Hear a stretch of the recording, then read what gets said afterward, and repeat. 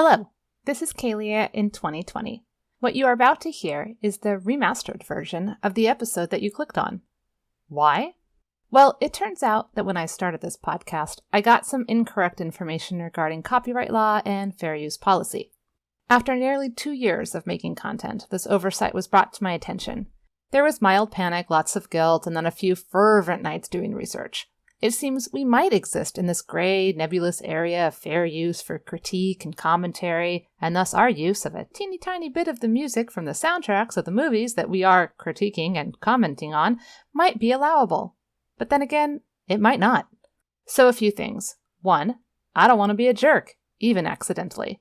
2, I think it's important to acknowledge when you mess up. But 3, and this is key, I think acknowledging your mess up isn't enough. You have to rectify the situation if possible. And guess what? It's totally possible to go back into these old episodes and clip out the maybe illegal, maybe just slightly crappy bit of audio and replace it with a bit of music created just for me by the same composer and performer who made us our theme music. Which is what I'm going to do. And since I can't help but tinker just a smidge, I might clean up a teeny tiny bit of audio noise while I'm in there. I mean, I've learned a lot over the last 2 years, and who knows, you might be stumbling upon this podcast feed years from now. So why should your present-day ears be punished because way back in time, I hadn't yet found the noise reduction button? Anyway, without further ado, here is the podcast you came here for. Just slightly better. Thanks for listening. It's the Pages of Popcorn podcast. Jennifer and Kaylia will edify. It's the Pages of Popcorn podcast. Jennifer and Kaylia are gonna talk, so you'd better damn well listen. Hello and welcome to the Pages and Popcorn podcast, the podcast where we, Jennifer, and Kaylia, 2 book nerds, talk about movies based on books, as well as the original source material. Today we will be discussing the 1982 movie The Secret of NIMH, based on the 1971 novel entitled Mrs. Frisby and the Rats of NIMH, which was written by Robert C. O'Brien. But first, we're going to tell you all the ways that you can connect with us on the internet. As you know, we have a webpage where you can find sources, references, and updates about the show. You can also connect to us via our Facebook page or our Twitter, both searchable by typing in Pages and Popcorn Podcast into your search bar. We are now doing weekly polls, so look for questions about the books and the films, as well as questions inspired by our episode discussions, and then sound off with your opinions. And of course, you can email us directly at pagesandpopcornpodcast@gmail.com. We also want to thank our patrons for their constant and continued support and remind you that our Patreon levels start at $1 a month. So that's just one little dollar a month, and it helps us, and we can continue creating this wonderful podcast. And if we get more patrons at the $1 or, dare I say, the $5 level, then we can afford better equipment and be able to do more exciting, fun things for this podcast. And of course, maintain the high quality and professionalism that you have become accustomed to. So check us out at patreon.com/pages and popcorn podcast, and please consider supporting us in that way. And we really want to encourage you to rate and review us on whatever platform you listen to us, especially on iTunes, because that will help other people find us. Now, on with the show.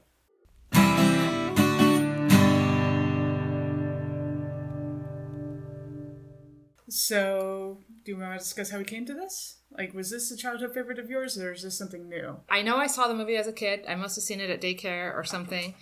And my impression was sick kid, brave mom, annoying crow, happy ending. So standard child film. I didn't really have a big impression or memory of it at all. I was actually surprised at how much I remembered of it when I did watch it. But I didn't know it was based on a book until a couple years ago, I guess. I found the book somewhere and I was like, oh, look at that. It was based on a book. So I bought it and it's been on the shelf. And I kept meaning to read it and see how it was different. And I never had the chance, really, or the motivation until just now. So anyways, I read the book before rewatching the movie. And then I watched the movie. And because it is a children's movie geared towards children, I watched it with my 6-year-old child. And so she has opinions, and she will come in later if we're interested and share her opinions with us. But there we go. How about you? All right, this was a childhood favorite of mine. This was in our library. I watched it constantly. It was beloved. I didn't know it was a book until my brother became a 6th grade teacher and they were reading it for class.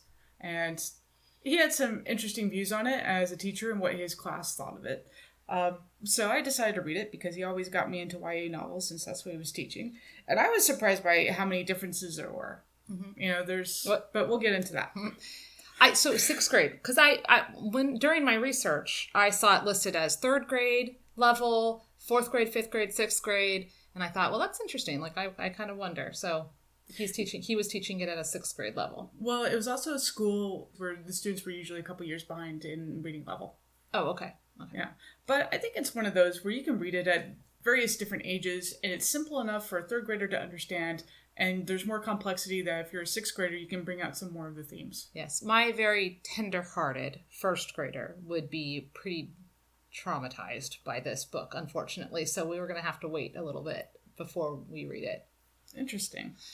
Because the movie's pretty dramatic. Yes, but there's a happy ending in the movie. True. There's ambiguity, and but we will get into that. Yes, we will. Okay, so go ahead, Jennifer. You get to do the recap. All right. So Mrs. Frisby and the Rats of NIMH. That was what was the original title. Mrs. Frisby lives in a cinder block with her 4 children on the Fitzgibbons farm, where it is easy for her to find food and supplies for her family. After finding a large stash of corn, she returns home to learn her youngest, Timothy, is sick. Mrs. Frisby goes to Mr. Ages, an intelligent mouse who is good with medicines and herbs, who diagnoses Timothy with pneumonia. With instructions not to expose Timothy to cold and a package of medicine from Mr. Ages, Frisby goes back to her home but finds a crow trapped by string along the way. She rescues him from Dragon the cat, and Jeremy flies her back home. Timothy is slowly getting better with the help of the medicine, but the next day Frisby hears the sound of the tractor. Along with a neighboring shrew, she investigates and overhears the farmers. They're waiting on a piece to fix the tractor that will arrive in 5 days. That's how long she has to move her family out of the field, which won't be enough time for Timothy. Frisby meets Jeremy again when out for more food, and with his encouragement, he takes her to talk to the Great Owl. They go at dusk, and the owl listens but has no advice. That is, until he learns she is Jonathan's widow. The owl tells her to go to the rats and have them move her home to the lee of the stone. When Frisby goes to the old abandoned rosebush where the rats live, she asks to see Nicodemus and Justin as the owl told her, but is turned away by Brutus. Brutus is a bit surly, but Mr. Ages comes limping in on a crutch and vouches for her. Ages and Frisby find Justin, a rather handsome rat, and takes him deeper into the rosebush. There are electric lights and a rat-sized elevator. It's all very cool and amazing. There is an important meeting going on, so Frisby waits in the library where she sees plans for the rats to move out of the rosebush. Shortly, she meets Nicodemus and an engineer rat named Arthur. They listen to her story and decide the job should only take 1 night. There is some small discussion about how to drug Dragon the cat now that Mr. Ages is injured, and they need a small mouse to do the job. Frisby volunteers. While waiting for evening, when the plan to move her home will go into action, we get a long flashback told by Nicodemus. He tells her how the Rats of NIMH came to be. Once they were ordinary rats and were captured by the National Institute of Mental Health, NIMH, Nicodemus and his friend Jenner were experimented on, given injections that made them highly intelligent, strong, and nearly ageless. Justin the rat communicates with them and escapes to explore multiple times. The researchers teach the rats to read, and the rats become clever enough to finally escape. The mice from another group ask to go with them. Sadly, when they are leaving through the air ducts, the suction blows 8 of the mice away. Jonathan the mouse wants to look for them, but it isn't practical, so the group continues on. Jonathan and a white mouse, Mr. Ages, are the ones who are able to finally free the rats from the Institute. Free, the rats, along with Jonathan and Mr. Ages, stay the winter at a home of a vacationing family. There they have food and a vast library where they learn humans find them disgusting, and if not for complacency, rats may have been the advanced species instead of monkeys taking over civilization. Uncomfortable with the home because it isn't natural for them, they leave. On the road, they find a toy tinkerer who has probably died of a heart attack, so the rats bury him and use the tools he left. The rats move into the rosebush home and have intelligent children. Jonathan and Ages leave to find their own homes. But, though secure, the rats are finding they are becoming bored and lazy, much like their long-ago ancestors. 2 factions form, one who wants to leave and live self-sufficiently, and another that wants to continue living in comfort while thieving from humans. Back to the present, Frisby is off to drug Dragon the cat. She dashes across to the hole in the wall when the youngest son catches her and puts her in a canary cage. While trapped, she overhears the farmers talking. Apparently, a group of rats was electrocuted trying to steal a motor. NIMH is interested and have contracted the Fitzgibbons. Fearing rabid rats, the Fitzgibbons allow NIMH to plow up the rosebush and gas the rats. Justin frees her later that night, and she tells him of NIMH's plans. The rats finish moving her home and accelerate their plan to leave. They pack up their supplies and signs of their usual home, leaving ordinary trash behind. And when NIMH comes, most are gone. A few stay to race around to confuse the scientists. As Frisby watches the next day, one looks dizzy and collapses. It's Brutus, who accidentally inhaled the gas. Aegis saves him with his herbs. When Brutus wakens, he says that he and a few others were trapped. One rat saved him and went back for the others. Brutus leaves to join the others in Thorn Valley, and we're left wondering if Justin died since he was the brave one. Timothy says he will go to Thorn Valley one day to see. Mrs. Frisby and her children curl up and sleep in peace. The end. Okay, so that was the book. Here we get to the movie. So first off, Frisby was changed to Brisby over copyright concerns with the Frisby corporations. Yes. So we have Mrs. Brisby.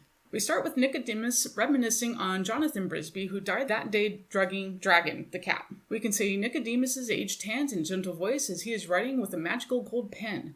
Nicodemus is saddened by both the loss of his friend and the fate of his widow.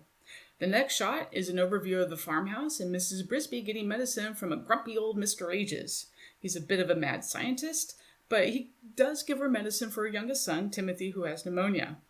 There is some absolutely beautiful animation and care given to details. On the way home, Mrs. Brisby saves Jeremy the Crow, voiced by Tom DeLuise, from his massive yarn he's gotten entangled in because he wants to court a female he hasn't met yet. Dragon the cat is on the attack, and Jeremy is a complete dork full of hysterical laughter even as the cat attacks. The colors are impressionistic in addition to some excellent musical scoring as the cat attacks. Together, Mrs. Brisby and Jeremy escape, and Mrs. Brisby gives him some relationship advice. There's some very sweet time at home, but mysterious rats are running about the farmhouse with power cords. The next morning is moving day. Auntie Shrew and Mrs. Brisby have to take on the tractor. Animals are running away, birds are scattering, but these two little rodents brave the metal monster. It's only time before the tractor is repaired, and so Mrs. Brisby must find a solution. Nicodemus looks on from afar through a magical portal-like device. With Jeremy's help, she asks the great owl. The wise and sort of apocryphal owl tells Mrs. Brisby to move her home to the lee of the stone and get the rats to help. Mrs. Brisby enters the great rosebush where the rats live, and the journey is equal in both beauty and in threats. She is attacked by a silent, overzealous giant rat, but Mr. Aegis, limping on a crutch, vouches for her and leads her through the miracle of nature and science into the chamber where the rats are discussing plans for leaving the Fitzgibbons farm. And my, isn't Justin a very handsome rat? Jenner, who is sinister, much like a Dickens villain with eyebrows that don't even attach to his body, they just kind of hover around because he's that sinister, is leading the faction that doesn't want to leave the rosebush. Mrs. Brisby gets to meet the shadowy Nicodemus. He's an aged rat who has Brisby read his journal and learned how her husband died. In the magic science viewing portal thingy, Brisby views the history of the Rats of NIMH. NIMH is portrayed as a lonely, painful, and disorienting place where the rats have learned to read. They escape in large part thanks to Jonathan, though it's clear that the other mice, besides Mr. Aegis, died in the attempt. Nicodemus gives Mrs. Brisby the magical amulet. The engraving on the back says, "You can unlock any door if you only have the key." After the portal vision, we have a cutscene and learn Jenner is plotting to kill Nicodemus during the Brisby home move. Back to our heroine, Nicodemus and Justin explain why they need to leave the farmhouse, that they're too intelligent and feel stealing is wrong. Mrs. Brisby offers to drug Dragon the cat that evening so the rats can work in safety. Brisby is captured by the youngest Fitzgibbon son after drugging the cat. While trapped, she learns that NIMH is coming for the strange rats in the morning. While the rats are working to move the stone with an ingenious mass of ropes, pulleys, and labor, Brisby is working to get out of the cage. In the dark, Jenner strikes, cutting one of the ropes. The house lands on Nicodemus, who is killed. Jenner takes his chance to become leader of the rats, but Brisby comes in to warn them about NIMH. Her cries gets the rats' attention, but when Jenner sees the red stone, he becomes obsessed and attacks her. Justin is brought out of his torpor and fights Jenner, and Jenner's accomplice, Sullivan, is injured by a careless swipe of Jenner's sword. Justin is almost killed from a backstab from Jenner, but Jenner is brought down by a thrown dagger from his flunky. So it was a backstab of a backstab. So much drama. But just as they take a breath, Brisby realizes the block is sinking. Everyone inside will die. The rats race to help, but nothing can be done. The block sinks. All is lost. Mrs. Frisby's stone flashes. With the magic of the stone, she is able to move her home to safety and immediately collapses after. In the last scene, Frisby is getting her hands bandaged, her family is safe, and we learn the rats, led by Justin, have left to Thorn Valley. Jeremy finds a mate as ridiculous as he is. The end. So, there's, can we just start with the main difference? So, the magic and the science? Magic! Yeah. Magic! The magic, not only magic, but a MacGuffin. Well, do you want to call it a Deus Ex Machina or a MacGuffin? I mean, it has a lot of tropey names that you could put to it. Okay, I'm going to say MacGuffin because my understanding is a MacGuffin is the object that is important for no other reason than it's important, and it saves the day. And that's literally what happens to this necklace. She gets this magical necklace. He's like, oh, isn't it pretty? Your husband left this for you. Okay. And then it'll glow when it finds a heart that's full of courage. Okay. And then, like, her house is sinking. It's all in the mud. She's all sad. And then it glows. So she's not actually doing anything courageous right then. She's done a bunch of other courageous shit. But no. Now that she's all sad, it's going to glow. It's going to levitate. She's going to touch it. It's going to burn her hands because I guess we're punishing women for power. Separate issue. And then we're going to, like, it's going to magically teleport the house and then put it where it's supposed to be. And then, like, the magic kind of blinks out. Okay. So, like, sure. But also, it drove Jenner to this mad passion of, oh my God, I want it so bad for no particular reason unless he knew it was bad. Whatever, man. It's just there. And okay. So did you prefer the book to the movie? No, we will get to that at the end. Oh, okay. But I really did not like this magic thing that was just there. And I did not like the portals, and it was like, or whatever, the Beauty and the Beast magic mirror / Star Trek, City on the Edge of Forever magic portal where we watch things happen in other places. Okay, the magic part really bothered me. That was a very big change. I understand why they did it. It's a kid's movie. And I actually even have a couple of quotes from Don Bluth, who made this movie, kind of explaining his decisions. But magic, man. Okay. All right. So first off, let's talk about maybe the plot structure of the book, because we have what's essentially two different plots that are happening in the same book. We have Frisby and her children, and I'm just going to call her Frisby or Brisby. It doesn't matter. It's interchangeable. So Mrs. Frisby has her children, and then she meets Nicodemus, who is not that old. He's the oldest rat, but he's really not that old. He's pretty spry. And he tells her, like, this very, very long flashback. It's almost a little over a third to half of the novel, almost. Mm-hmm. So to adapt that into a movie, it seems like what they were trying to do is, okay, how do we make what are two different films a little bit more united in a cohesive way? Right. And so Don Bluth definitely chose to focus more on Frisby. Frisby. I called her FB in my notes, just because. But in doing so, in making it about, which I thought was interesting. Okay, so the novel is about Mrs. Frisby and the Rats of NIMH. It literally is. It's about Mrs. Frisby's story and the Rats of NIMH story. The movie is more about Mrs. Frisby, but it's called The Secret of NIMH. I was like, okay, but sure, that's fine. So this goes into adaptation. And if you're adapting, what do you leave out? What do you bring in? And if you have these two very separate storylines, is that... Well, you have to pick one to be the focus. And so they picked Frisby, FB. They picked her, and that's fine. And then they shrunk down that whole flashback into like 3 minutes worth of magic portal. Yeah. So we get no magic in the book. No magic in the book. So do you prefer having the no magic? I think that it made a better point. Okay, so here's the thing. Not only do they get magic, this is another difference. They get modesty. The rats in the movie are dressed very elaborately. I mean, yes, Jenner has a cape, okay? He's like, I'm going to go full-on villain. Forget the eyebrows, man. I've got a cape to twirl. And he's so crooked, his sword is crooked. Like, everything is just more. They're wearing all these clothes. They're sword fighting. Oh, my God. Okay. So, but the modesty, the clothing, and you can see the mice are not fully clothed. They've got a little bit, like a couple of scraps. I mean, Frisby runs around in basically a cape, but like the rest of her is all, available to the eyes. But all the rats are very dressed, head to toe. They're wearing tunics. It's very elaborate. And I thought, well, that's because in the book, there's actual pictures, and the rats are not wearing tunics and pants and outfits and hats and like the whole thing. And so I thought, well, it almost felt like there's a point being made about with knowledge. Okay, because I'm going to go into Genesis, right? So the tree in Genesis, and if you eat this fruit, your eyes will be open and you will know good from evil, blah, blah, blah.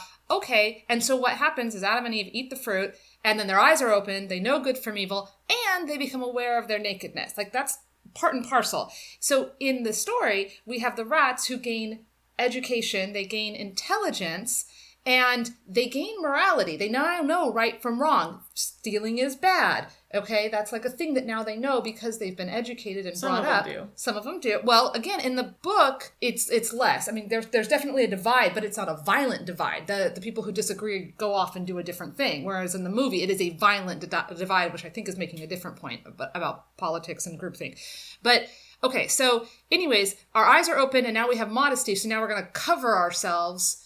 You know what I mean? I thought that was interesting, but then you throw in magic and the whole thing kind of goes away, because if you're evolving based on education, are we saying that eventually we will evolve to have magical powers too? Like, that really doesn't work for me. So I like the idea of evolving, and education leads to morality. I don't like the idea that learning to read will give you magical powers, because, I read a lot and I don't have magical powers. So where are my magical powers? Okay, so maybe we should just address the magical elephant in the room, because that seems to be a thing. Fuck you, magical thing! To go back to... Okay, so the standard verses that we usually see is nature versus science, and that's very muddled, with the rats being taken and they're experimented on, so they're not that natural state that they were in. So you can make that comparison between him and Frisby, though. I will say this. Frisby learns to read. She is a normal rat who is capable of reading. She is a massively superior mouse, not a rat. And I thought that was interesting. So she was taught to read, and then in the book, she says she taught her children, right? So, like, that's cool. They also talked about, in the book, they talked about DNA, where, like, they're changing the rat's DNA. So even Nicodemus said, our children, we're not exactly sure what's going to happen, because of all of this stuff. Mm-hmm. Like, it hadn't been that long. They're kind of within this 1 or 2 generations. Whereas in the movie, Nicodemus is like an old wizard man rat. So, like, it seemed like it had been a lot longer of a time that they'd been evolving or whatever, which was also weird, because then... That was just one of those choices that does not go with consistency, because Justin and Jenner and Nicodemus, they're all the same. So maybe the experiment works in different ways if you want to kind of go with the science thing.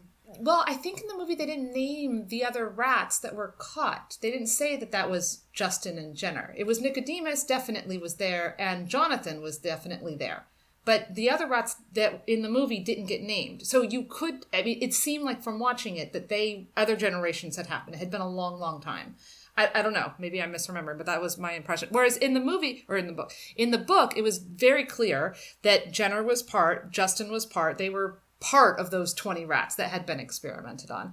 But regardless, we're getting off the tangent. So the nature versus science. Mm-hmm. So one of the things that, if you want to do a triangle instead of just, it's one versus the other, you have the issue of mystery, because there are those things that aren't discovered, and that doesn't mean they won't be discovered. But there is that mystery of, well, we don't know exactly how this works or how that works. Oh my God, I feel like you're about to launch into it. We only use 10% of our brains. No, that's bullshit. Okay. I know it. Thank you. So, fine, whatever. They put magic in because it's a kid's movie and they wanted to have magic. I guess now's a good time to read that quote.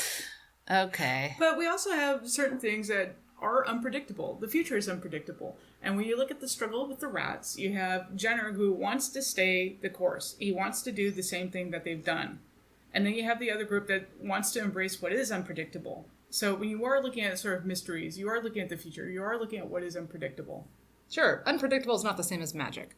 No, I'm just saying that it is adding another rather physically malformed mystery. So if you're going to personify mystery, this is what the stone is. Yeah. Or the director who says, regarding magic, we really believe that animation calls for some magic to give it a special, fantastic quality. So this guy was like, it's a kid's movie. Let's put magic in, because kids like magic. This was most apparent in the magic amulet given to Mrs. Frisby, which was meant to be a visual representation of her character's internal power, something harder to show on film, which, granted, it is hard to show your internal whatever on film.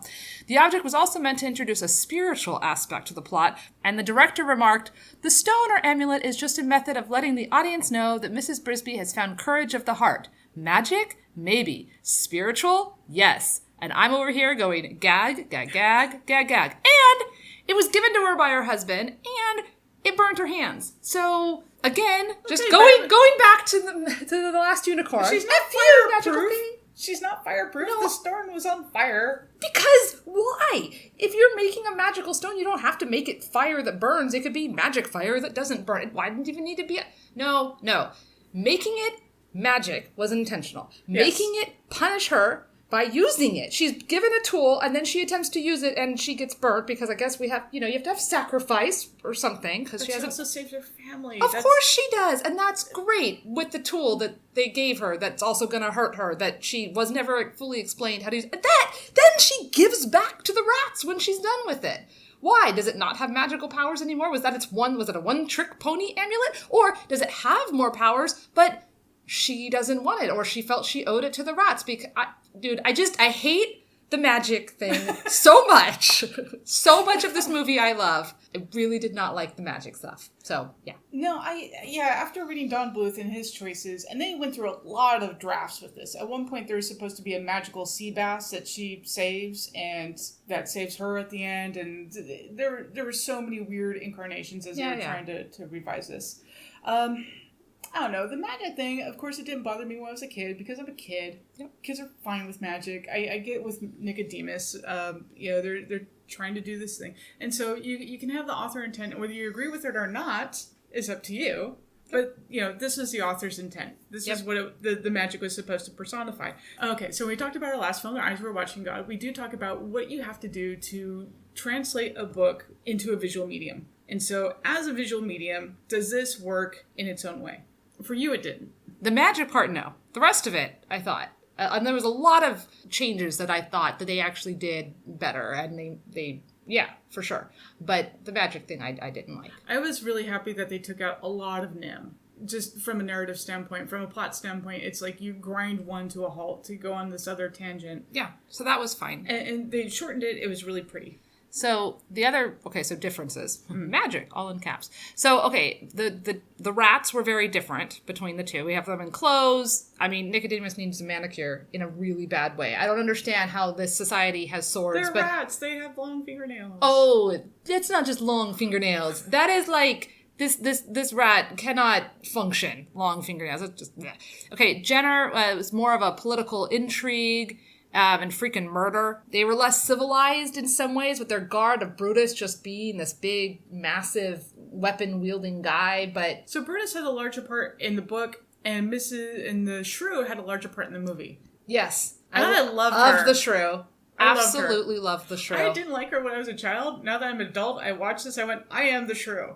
Well, the shrew is a badass motherfucker is what she is. My God. Okay, and we're going to talk about feminism, so let's put a pin in the shrew because, Okay, so other big differences. We had the mice. Mr. Ages was not as friendly he was more of a, cranky pants guy. Yeah, he was a curmudgeon. Yeah, which was fine. It was fun to watch. But there's, little details in animation that I really love. So when you meet Mr. Ages and you go down to his laboratory, he's shooing away the bugs, and he grabs a ladybug and, tosses her off. And it's those little details that I find really, really cute and important. Oh yeah, the animation was great, and I think that they set the colors tone. Were incredible. There's spider webs and there's details, and it's really, very cool. I'll say the kids are much cuter and more fleshed out in the movie. In the book, we barely get anything about the kids. Basically, get a name in one sentence, and then they don't do much. Yeah, one's a little bit silly. One's a little this, and then Timothy has more to do in the book. But I like Martin and I liked the mice, and they were adorable, and they freaking were Martin was voiced by Will Wheaton. Yes. And Shannon Doherty was the eldest sister. I thought that was great. I was looking at the cast and going, oh, I didn't know that. That's so cool. It's very cute. Yeah. I liked the little mice. And Nanny Shrew also got a bigger part. So they did a great job on the voice actors. So even like young Will Wheaton, he is a great Martin. He's just so adorable and cute. Definitely. Yeah. Jeremy was very different. The Crow in the book and the movie. In the book, he's there for basically 2 scenes. She helps him. Which with a great line about how we all work together against the cat, which goes into our theme of cooperation, which is really cool. And then he flies her to the owl. And that's basically it. The end of Jeremy. Yeah. In the movie, we got a much bigger part. My 6-year-old loved Jeremy. She giggled every time he was on the screen. She thought he was great. And I'm like, okay, I see why he's here. He's here for the kids. I felt like he was a little over the top. But, I'm an adult and have less patience for that kind of silliness. I do like that he had his ending. He had a happy ending. I do think that he's an important aspect when we talk about gender roles and feminism, though. So, which I guess is now as good a time as any. So we have Jeremy is male, but all he wants to do is find true love and basically settle down, which tends to be the female's journey in a lot of fantasy, right? So the guy's out there having an adventure, the hero's journey, and a lot of times women just want to get married or they want them, whatever. Mrs. Frisby's not there for the romance. She's there to protect her children. She's, being brave. She's pretty badass herself, all of these things. Jeremy is the flighty, silly, but it's not, nobody mocks. I mean, she's a little frustrated with his silliness, but it's not, she doesn't. Well, she calls him a bird brain in the book. Right. But it's not condescending. Do you know what I mean? It's like, okay, you're klutzy, you're goofy, and you want to find true love. And then he does. He finds a klutzy, goofy, girl bird at the end. So I thought that was kind of interesting, the gender kind of thing of that. And yeah, so. And it is sort of interesting that there is no romance in this. And you do have Justin, who would normally be the romantic counterpart, but nope. Thankfully, she does not end up with Justin. Although there is some weird, flirty, sexual tension when he shows up and she's like, oh, hello. And like, oh my gosh. And I was like, can rats and mice breed? Is that a thing that can happen? I did not want to Google that. I don't know why, but I think maybe it's better. I don't think there's any problem with them flirting a little bit. Just because you're a widow or just because you're married doesn't mean you're dead. You can. Well, no, her husband's dead. Yeah, so she can flirt all she wants. I just thought that it wasn't necessary. And sure, whatever. He was supposed to be the handsome guy, and he was all brave and amazing. He was very dashing. Very dashing, but they did not end up together, and I was very happy about that. She ends up with her children, and the rats, go off and stuff. So, hooray for that. So did you want to, since we were talking about feminism, do you want to talk about the shrew at this point? The nanny shrew. The nanny shrew. Yeah. So, first off, we start off very almost too simplistic, because our female character is the mother and the widow, right? Mm-hmm. That's all she is. She doesn't even have a name. She is just Mrs. Frisby or Mrs. Frisby. She does not get a first name. It's very problematic to have a main female character who does not even get a name. Her only name is the last name that's connected with her husband, and her husband's name is the one that opens all these doors and stuff. So okay, take it for what it is, but that's annoying. Fine. So, but then the annoying shrew is also just there, and at first she's just an annoying, loudmouth, busybody lady who shows up and is kind of like at the kids, and they're like, in the book, she's not even named. She's also the shrew, and in this she's Nanny Shrew, but sure, also.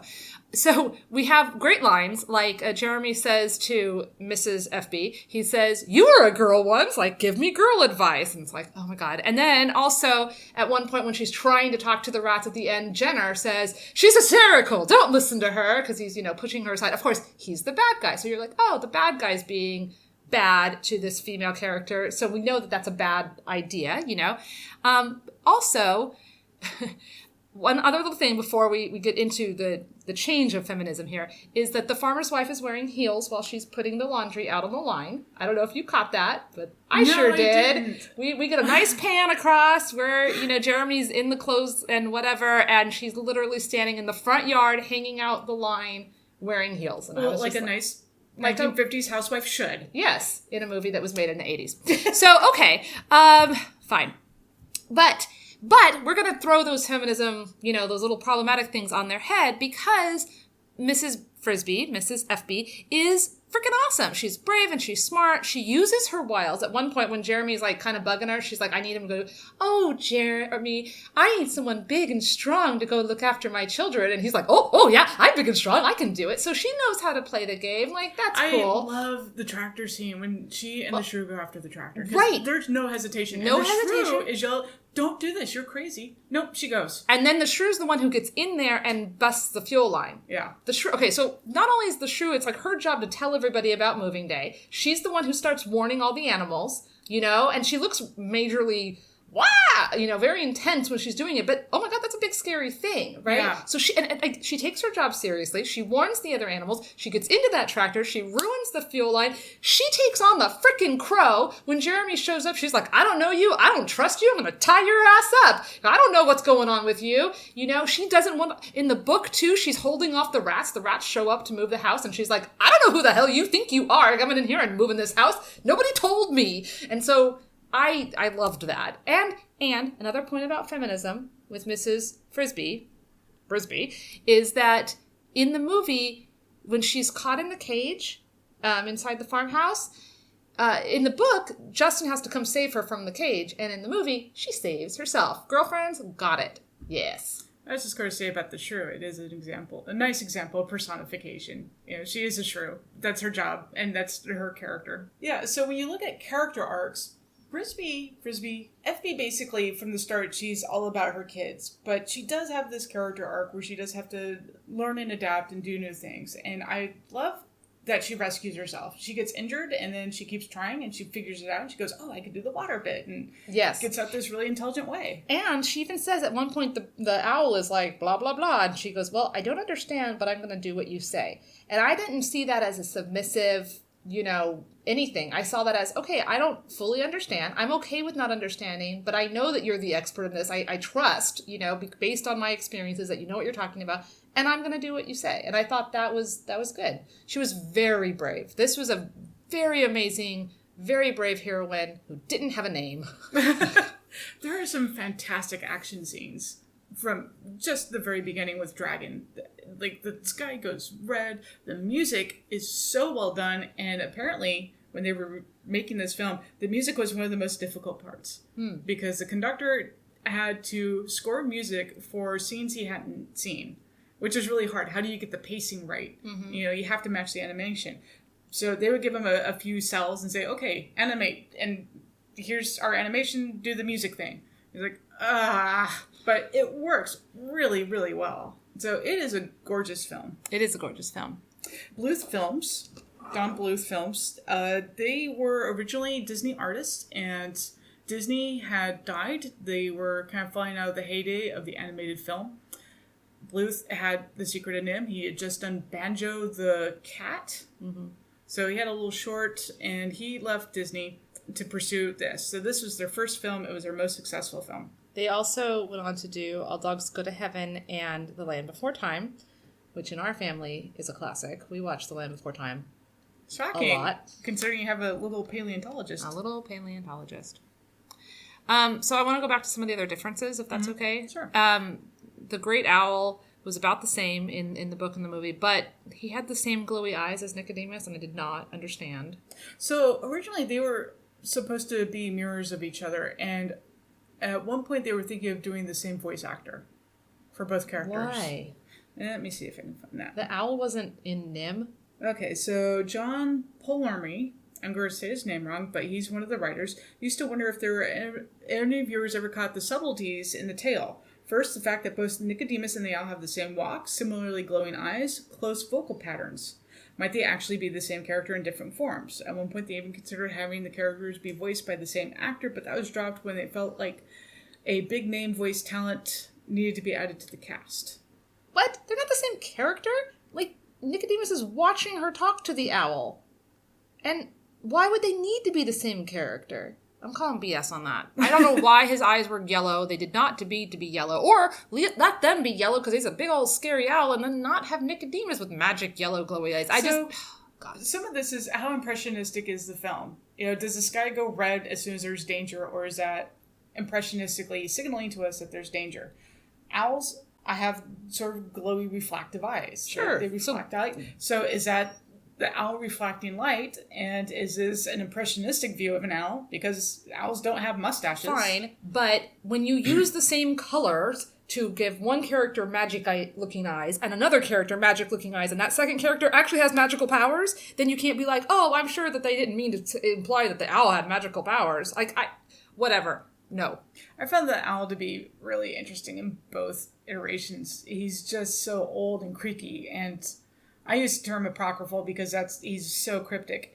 In the book, he's kind of tragic. He knows that his tree is dying, and he's going to stay with his tree because it's his home. And if it cracks and kills him, that's his life. Yeah, he was just a sort of fascinating character who accepted his fate for what it was.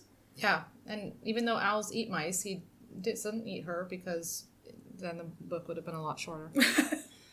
Well, there's also that we help each other.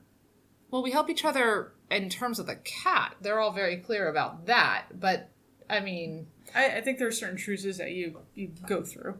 I just feel like the only reason he didn't eat her because she was in his house being like, I'm brave and I was married to Jonathan because I'm a female and my value is tied to the man that I married. And if she'd been out running around in the field an hour later, he'd been like, snacky, snacky. And, so... But, the personification of animals is just, it's a hard thing for me. Like, when do you wear clothes? When do you not wear clothes? Do you have, do you have pets? Do you have pets? Do you, what do you do? Ella has this book, and it's like the little critters. It's like this whole series, these little critters, and it's like this whole family, and they do all of these little adventures. It's the little critters books, and I'm sure you read them because in the 80s they were big. And anyways, it's kind of like they're brown with like mousy kind of hair and like, okay, big eyes, whatever. At one point, there's a book where they go to a zoo, and I'm like, wait a minute, because all of the little critters' friends in the little critters' school book are other little animals, so who's in the zoo and who's not? It's like the Bernstein Bears going to the zoo or the water park, or not the water park, like the aquarium, and you're like, where are the lines and the mythos of this world? I don't understand. Okay, so personification of animals just kind of whenever irks you have me. anthropomorphic animals, that's what I meant to say. Why is there Goofy when you also have Pluto? They're both supposed to be dogs. Oh, but one of them wears clothes. I guess apparently he got injections from NIMH. Apparently. Okay, so in the movie, Nicodemus dies by political intrigue and, murder.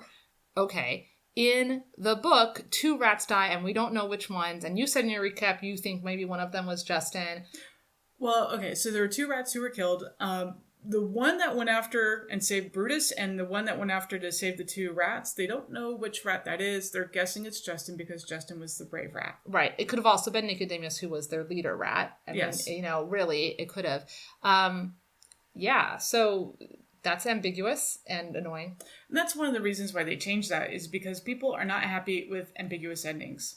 Yeah. And you can tolerate that more in novels because you're supposed to tolerate certain things in novels, whereas a movie needs to be a little bit tighter. You can't have as many loose ends. Well, and it's a kid's movie, and we don't want... It was sad enough... It's a kid's book. Well... Okay. But, we can have Nicodemus die, and that's sad, but he was also really old. And I kind of wondered if they made him really old to make it less sad that he died. Like, if he'd been young and spry, it would have probably been sadder. But if you want to make it less sad, you can make him a little bit more like Mr. Ages. He was a very gentle soul. Sure. And it is supposed to be tragic. Yeah, no. I'm not arguing with you. I'm just, Mr. Ages he was funny, even in his curmudgeon-y. And... So I feel like there's a different level of audience connection to that. Like Nicodemus dying, well, he's like the old guy. He's gentle and sad and mopey and slow and blah. Okay, fine. So, not to be all ageist here, but like we see that and you're like, okay, and even when we're talking to my daughter, like, okay, yes, he did die. He lived a long life, which you can't say if Justin had been the one squished under there. So we don't kill Justin in the movie. We don't know if Justin died in the book. I thought that was, an understandable adaptation. But, well, Justin also has to have a character arc. And since he needs to become the leader, you have to have the old leader go away. Right. And he has to face, again, there's more political intrigue in the movie. In the book, that really wasn't what it was about at all. So I thought it was interesting. There was a backstabbing of a backstabbing. Yes. Yes. And poor Sullivan, he's like this nobody little... He's a traditional Disney toady character of the main guy. He's the LeFou. Yeah. I feel like the same, very similar animation styles of him with other stuff we've seen. And that's fine. And he redeems himself. He's like, oh man, we can't kill Nicodemus. And he gets kind of bullied into going along with his plan. And then at the last minute, he saves Justin. So, with his dying breath, basically. They did change the dialogue to reflect more Disney-style dialogue when they were adapting the book. So yeah, there's a lot of Disney in this, even though it's not a Disney film technically. Okay, so we talked about feminism, we talked about gender roles. I still don't know why she okay, whatever.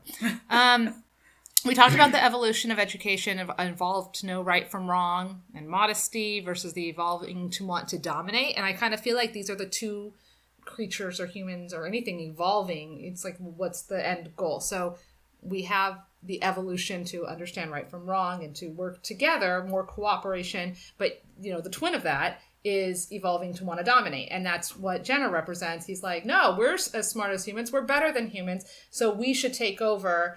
That's what we should do. As opposed to in the book, it wasn't really like we're better than humans. Let's go to war. It was more like we want safety. This is working for us. And so we want to continue to do what we're doing. And you know what? It's the survival of the fittest. And like they're going to leave stuff out and we know how to use the tools. So damn it, we should be able to use those tools. And they get electrocuted. For their troubles. Evolved to have ethics. Yes. And that's the interesting thing about that is that there are certain behaviors in animals that do show that they have ethics. Altruism, maybe. Yes. And that there are the dark sides of the lovable animals that we thought were cute. Dolphins are kind of messed up. So are ducks. But that's a whole other discussion. Just saying, animals are more complicated than, their survival of the fittest. Okay, so again, we seem to have this theme of love and courage conquering all because it's magic and it can have you have telepathic... Sorry, not telepathic, but telekinetic powers. So I thought the pacing was really interesting, though. It's in the book, it's very sort of slow, and then you have these stories, it's more stories. In the book, you have these really fantastic action scenes. They're not cookie-cutter action scenes for the most part. Like when she and Jeremy are first trying to get away from Dragon, it's fantastic. And so one of the things that they did is the studio innovated a way of doing water reflections. So that's one of the reasons why there's so much water in this film. Yeah. But you have a moment to breathe, and then they know how to pace a film really well. I don't know that is the same in the book. The book has a lot of just long drags. Yes, I would agree. The book is a long drag. No, just kidding. It's not a long drag, but it definitely has long, almost boring parts to it, just because it moves, it plods. Yeah. When Nicodemus is talking about NIMH was one of those, but it surprised me that even though Nicodemus is the leader, he often wasn't right and had to rely on the advice of the other rats. Yes, and I liked that in the book. We didn't really get that in the movie very much. We got, Justin wasn't even... Okay, so she gets there, they're having this meeting where Jenner's basically like, let's start a war, the plan is stupid. Nicodemus is not there defending his plan, and Justin's not there defending the plan or whatever. He's just there, he's a guard. He's a guard, but... like he's gonna be the leader, but why wouldn't he be part of the political conversation? I don't know. Like, it breaks down a little bit, but in the book, we definitely got more of a sense of I'm the leader, but not because I'm the best. It's just because I'm the leader and I'm listening to other people. Arthur's really good at engineering. He's the one who's going to design the contraption that's going to move your house. And so-and-so does this and so-and-so does that. And we're moving the food and we're making these plans. But that's a really brilliant thing about leadership is that leaders listen to the people that are their experts. They listen to the people who have good ideas. Yes, and I did not see the theme of good leadership in the movie at all. Nicodemus is separate from everybody else, hanging out with his magical amulets, his magical pens, and his magical portal worth of spyness. And then you've got Justin, who's a guard, who's also kind of around, but sure, and doing his own stuff. And then you've got all the worker bee rats, basically, and then you've got Jenner. Like, What made me really sad, and having read the book, and there's Frisby, and she finds out, oh, that's how my husband died. And she has this sort of it's a very short little breakdown, but it's an understandable moment of mourning.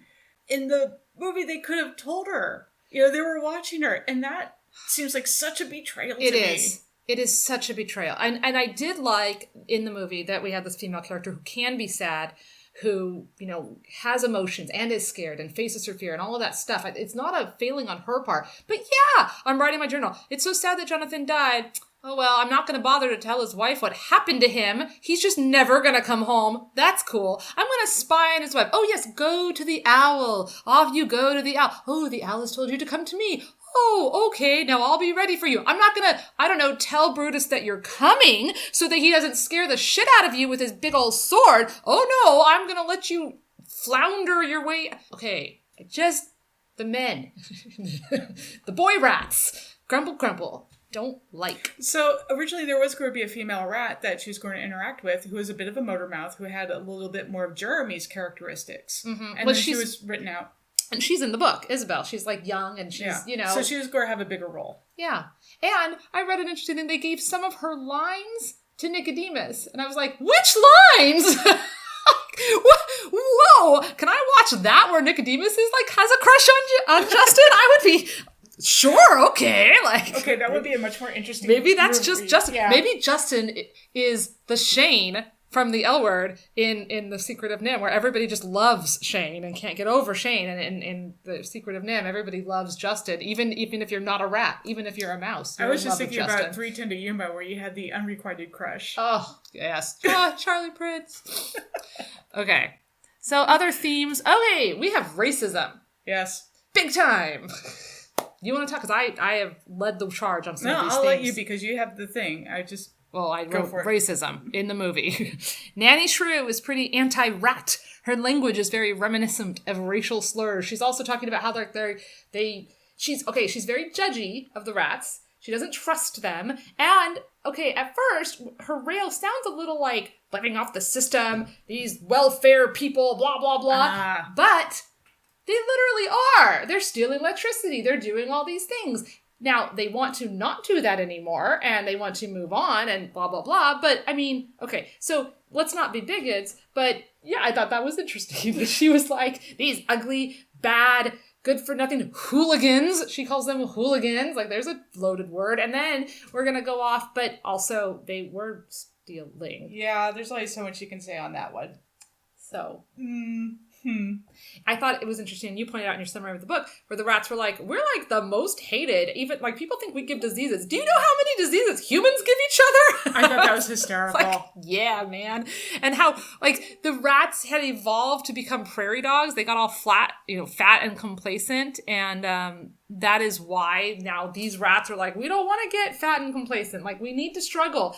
Okay, and I know I talk about Star Trek a lot, but I'm going to do it again. Well, you have your shirt on. I do. Yeah. Okay, so in the original series, there's this recurring theme where Captain Kirk, is like, you have to struggle. You have to have pain. You have to have sadness and blah, blah, blah.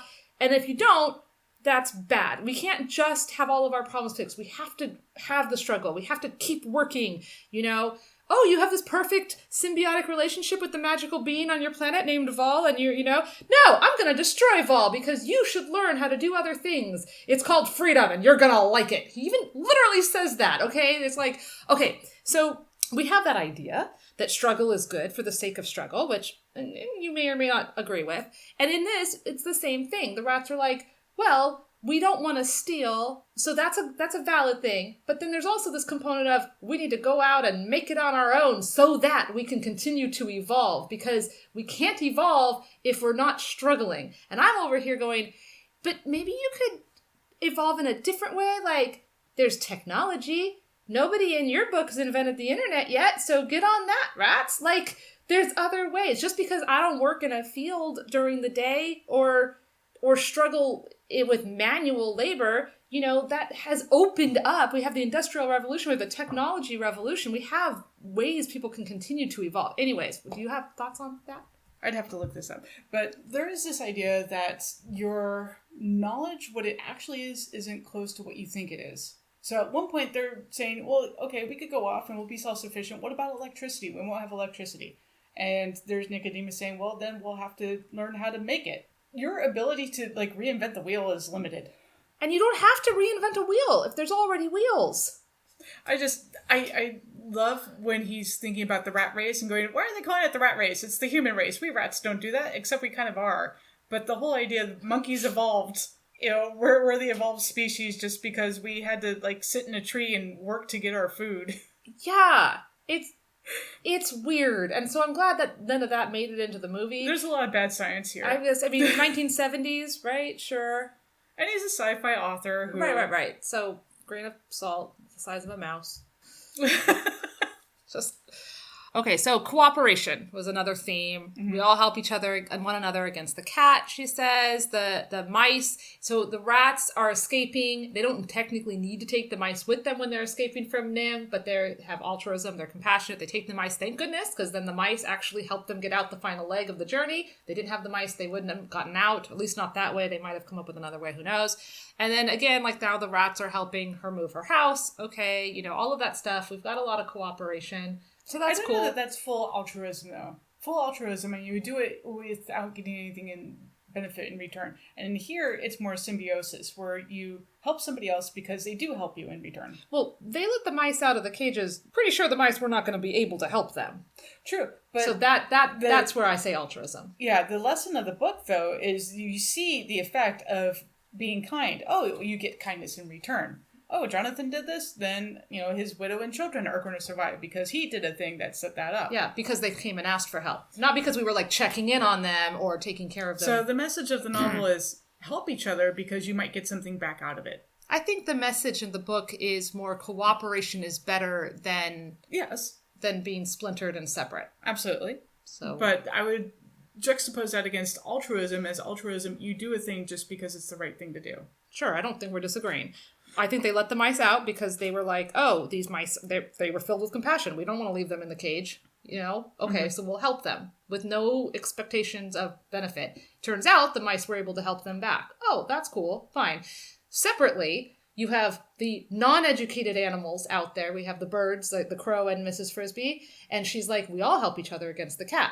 And it's just against the cat. It's not, I'm helping. She didn't expect, he even said, I will come and help you later. Because it's my fault that you were even in danger from the cat. In the book, he says that. So in the movie, Jeremy's way too flighty to figure this out. But in the book, she helps him from the goodness of her heart, basically. She sees that he's in trouble. She's not expecting him to come back and help her later. And when he offers, she's like, no. And he goes, well, yeah, of course I'm going to help you. Because if I hadn't put you in danger, then you wouldn't have even needed to help me. You know what I mean? But I think that message gets a little bit more muddled when you can see the consequences of what happens. So if the mice didn't help them, if the rats just helped the mice and they all escaped and the mice didn't have to turn around and help them in return, that would be true altruism. Whereas it seems like from a thematic standpoint, from a lesson learning standpoint, oh, if I help the mice, then the mice might help me later because that's what they do. I should help this crow because the crow will help me later. I don't think she was helping the crow with the expectations. No, that's not what the characters are doing. I'm just saying the message from the book versus what the characters are doing. So the characters are doing this thing because we all help each other against the cat. It is something that they do just because they all need to survive. The rats help the mice because, the mice are poor and we need to do that. That's from the character standpoint. But from a lesson standpoint, from the plot standpoint, it is you help each other because together, again, you're right, we're stronger together than splintered factions, but you do get something out of it. Okay, I just think we could stop at the end of the sentence with splintered factions. Okay. So, fine. But I'm just saying, like, for me, the message is cooperation is better than being into splintered factions. You're adding the second part, and we'll get something better from each other down the road, blah, blah, blah. Well, but... In a book about altruism and ethics... if you want to look at ethics, there are like these very distinct little sections of it. Just saying. So the work was inspired by the research of John B. Calhoun on mouse and rat population dynamics at the National Institute of Mental Health from the 1940s to the 1960s. They were actually trying to teach rats how to read.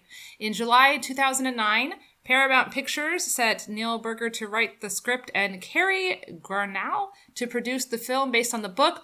What, you might say? Yes, that's right. In 2015, MGM, who released the 1982, acquired the rights to adapt it for another film, a live-action CGI film. It's planned to be a CGI live-action, kind of like The Smurfs and Alvin and the Chipmunks. It'll be an origin story in which an imperiled mouse protagonist befriends a comical crew of lab rats as they turn hyper-intelligent. They escape a secret laboratory and become the greater minds a vermin civilization forced to outwit the humans hot on their tails. The studio plans to turn the novel into a family franchise. Dear God, no. Right? That just sounds awful. So, on that note, there actually have been 2 books written by the author's daughter, and they're both not good. They're sequel-esque, yes. And there is a sequel to the Rats of NIMH 2, where, okay, so Timmy is... Is it Timmy or Martin? I thought it was Martin. Okay, so Timmy is the chosen one, and he goes to Thorn Valley to meet all the rats, and Martin takes drugs to become the mad scientist that later goes after Timmy. Oh, God. Okay, And yeah, it is so bad. So bad. Skip all the sequels is our thing. Okay. I did this for you, so you don't have to. Do not watch that film. It is terrible, and it will hurt. Okay, so is there anything else before we do our final Was It Worth Your Time? Anything else you want to touch on? I loved the movie as a kid. I thought it was great. I thought it was interesting when my brother taught this book to his 6th graders. They didn't like the movie. They liked all the science. And it's like, oh, magic. Why is there magic in this? There doesn't need to be magic in this. Huh. So shocking. So, yeah, if you have a little 6-year-old who wants to watch a movie about rats, let your 6-year-old watch a movie about rats, and it's cute. The book isn't one of my favorites.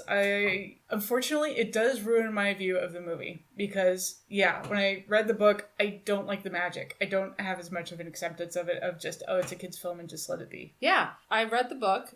There's issues with the book. The pacing's weird. It's telling 2 stories. It's dry. Mrs. Frisby does not have as much autonomy.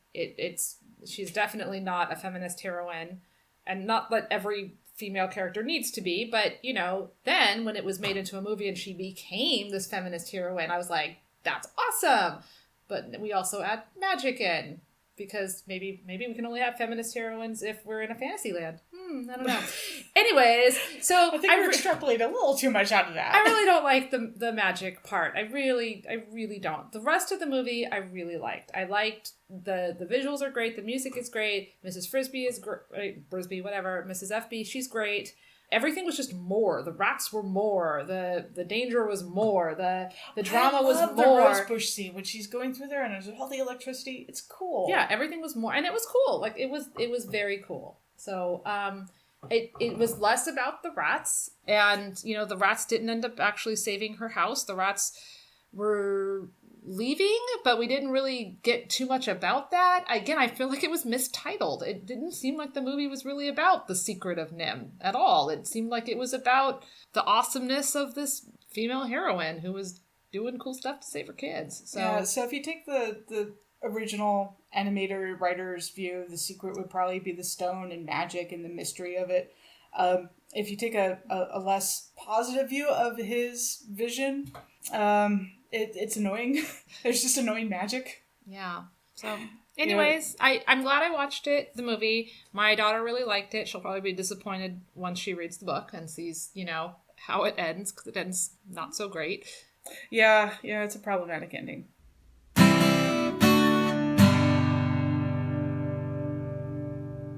Today's episode was brought to you by our Patreon patrons. You too could be a Patreon patron. And what you don't know is that as soon as we stop recording, I have this whole exciting list over here of fun Patreon perks we're going to be discussing. So now is your chance. Go over to patreon.com/pagesandpopcornpodcast and join us at the $1 level or the $5 level. And keep your eyes and ears peeled for what's coming. Oh, and remember to check out the polls on our Facebook page. Also, if you just can't afford to support us at this time, but you like our podcast, please leave a review, because that will also help. Yes, we'd like to have more people listening. And, give us a little like or whatever you have, or subscribe. Yep, like, subscribe, rate, review, all of that good stuff. Okay. All right. Thank you for listening. But wait. If you thought that was the end of the episode, you have a surprise, because we have another 4 minutes or so. Let me go ahead and play our very special interview now. Okay, so we have a special guest, and we are going to be talking to, would you like to say your name? My name is Ella. And how old are you? I'm 6 and a half years old. Okay, and we watched the movie. Together with me and my mom. Right. And what did you think of the movie? I liked it. Are you distracted by the, the blinking lights of the recording? So, Well, did you like Mrs. Frisby? Mm-hmm. Was she cool? Uh-huh. she was Did very you- brave, right? Yep. What did you think about the old rat with the long fingernails? At first when he was writing, it looked, I didn't know who it was or what it was. Yeah, we had a lot of, what's happening? Why is he doing that? What'd you think of Jeremy the Crow? I thought that he was kind of funny. Yeah? Yeah, you liked him? Do you like that he found a girl bird at the end? Yeah. Yeah, Happy that was ever. cute. And I like that he came and he had tons of string. Yes, yes he did. And I also don't really understand why he kept getting tied up in string. Because he's clumsy. He's a clumsy bird. Clumsy bird. What about the cat? Was the cat scary? Who was scarier, the cat or the owl or the rats? The owl looked really scary. Yeah. But it was actually really helpful. Yeah, but it looked scary. That's true. That's true. And it had a happy ending. Yep. Yeah. Do you remember the scariest part or the funniest part? The scariest part was probably when the house fell down. Oh, yeah, when they cut the cord and the house fell into the mud. That mud part was pretty scary, huh? But what was the best part? The happiest part? Well, the end, The end. when they were all together, the family, the mouse family. Mm-hmm. And I also thought when she had the necklace and she was holding onto the rope and the hands got burnt and like the house is like oozing out of mud, I thought that looked pretty cool. Yeah. Pretty cool. I love that part too. Awesome. Okay. Any final thoughts or feelings about it? Should other people see it? Would you recommend this movie to a friend? Yeah. Yeah. And okay. So and would you watch it again? Yep. Oh, yeah. Yeah, it's actually on Prime. It's included with Prime. So It's on YouTube for free. Well, it's on Prime, so it was included with Prime, which means we didn't have to rent it. So, and that means she cannot watch YouTube, but she can watch that. It's on I Prime can watch YouTube with you guys. with us. Very, very carefully monitored YouTube watching. Okay, anything else? Not really. Okay. I really like the movie. Mm-hmm. Do you want to read the book? Well, I am only 6.5. Maybe when I'm a little older. When you're a little older. It is actually a book that's geared towards kids and like the 3rd, 4th grade level. You think you might be interested? But I'm only in 4th grade. Well, that is true. This is like for bigger kids. Oh, okay.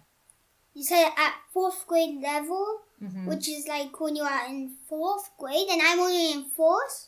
I don't really like scary books unless it's like the scary and like movies geared towards kids.